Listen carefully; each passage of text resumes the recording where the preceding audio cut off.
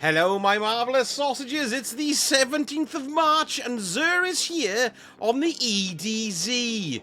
And, he's got some nifty things from what I hear, but also some very strange things as well. So let me show you exactly what I mean. Hello, Tentacle Face. God, they're very erect today. Right, let's have a look and see exactly what he's got. Now, I know, yes, look, he's got the Lord of Wolves exotic shotgun, which is quite nice. Yes, I can't really say. If you haven't got it, pick it up. Why not? First, for the hunters, we've got the Lucky Raspberry. Let's have a look at that. Increases the chaining capabilities of arc bolt grenades, and the spikes in the right place on discipline for grenades. So that's actually nice. 68 as well. Ooh, nice stats across the board. For the Titans, we've got the Crest of Alpha Loopy. This might be well worth having an experiment with because it produces orbs of power, or extra ones as well. So with orbs of power now replacing elemental wells and charges with light, that could be very, very good. Let's have a look at the stats on it as well. 64, 21 in intellect too. That's not too bad actually, and resilience of 17. Nice. And then finally for the warlocks, we've got the Geomag stabilizers. These were fantastic back in the day because when your super got to the last like 8th or something like that, then it would just charge up straight away whenever you jogged around the place. Unfortunately, that's stopped now. Let's have a look at the stat roll on it. 22 mobility, completely in the wrong place. It's still a 67 overall, which isn't bad, but all the stats are face about arse. Now, weapons-wise, first of all, Fire Fright Auto Rifle. This has been given a dreadful mark of F. Surrounded, fragile focus, extended mag, armor-piercing rounds, polygonal rifling, corkscrew rifling as well, and a range masterwork. F is the popularity. No one keeps that roll. They always bin it. So there we go. An indication of, well, how popular it is, really. Yes, next we've got the Death Adder. Yes, not the one from Golden Axe. This is a shotgun, I was going to say then. A submachine gun. Quick Draw McGraw, Feeding Frenzy, Appended Mag, Steady Rounds, Hammerforce Rifling, and Arrowhead Break, and a Handling Masterwork. Popularity-wise, very middling. It's a C. Next, we have, Iclos SMG. Any good? Not really kept at all. It's at an F, which is the lowest rating in popularity.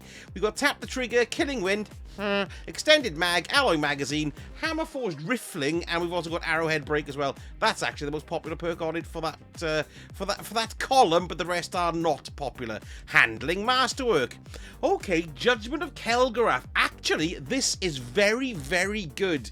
If you haven't managed to craft one of these, this is a great roll to pick up. It's been given an A on Light GG, which means it's very popular. Close to melee, immovable object, alloy magazine, light mag, what's that one? Lightweight emitter and tempered truss rod as well. And we've got a shield duration masterwork on it too. Nice roll there for glaives if you like them. Next, the Deafening Whisper grenade launcher. It's a wave frame void, which is quite nice in itself.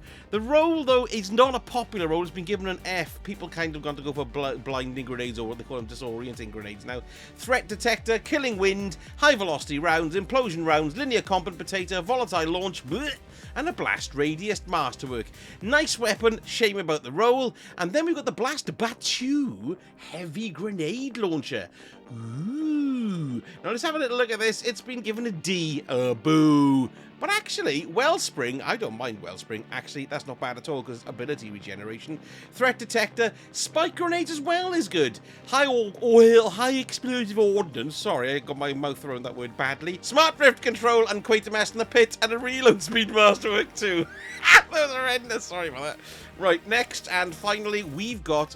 It's the swords, we've got the Eternity's Edge here. God, these are everywhere at the moment. This has got a B on Light GG for popularity. This is the Warlock Sword, Surrounded, Thresh, Infinite Guard, Honed Edge, Glen Close, and Tempered Edge, and an Impact Masterwork. Now, something odd has happened to the armor this week. First of all, this is the Pathfinder set, which has been pretty common. Actually, we've had it quite a lot, but not a single roll is any good. 52, 53, there's no point me showing you anything. 51, they're all rubbish. Here we are with the Titans, and the sword is the Crown Splitter. That's been given a B in popularity. Not too bad at all. We got Whirlwind Blade. I think that's great. Thresh, Heavy Guard, Hungry Edge, Glen Close, and Tempered Edge as well. And of course, the standard Impact Masterwork. That's actually a very good roll for the Crown Splitter if you haven't got one. Titan only, worth picking up. And again, we've got the dreadful statage with the armor. 52, 53. They're all the same. 58 and 51. Right, this is bugged. This has got to be bugged. We should keep an eye on this over the weekend to see if it changes.